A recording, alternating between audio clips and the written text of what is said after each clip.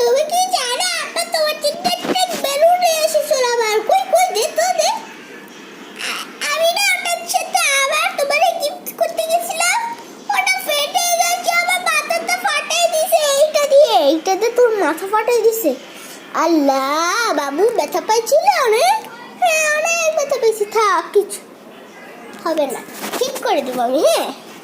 তুমি কি চাও আমি না ক্যাট ফুড খাবো ক্যাট ফুড আচ্ছা আচ্ছা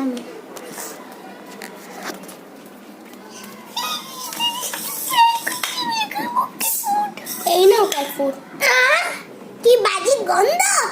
আমি এটা এখন আর খাবো না খাবি না পানি খাবি না পানি আমার ফেভারিট না তো তুই কি খাবি চিকেন বাটার রোস্ট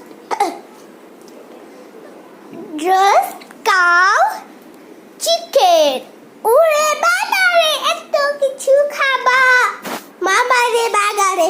মাথা ঘুরায় রে ঘুরায়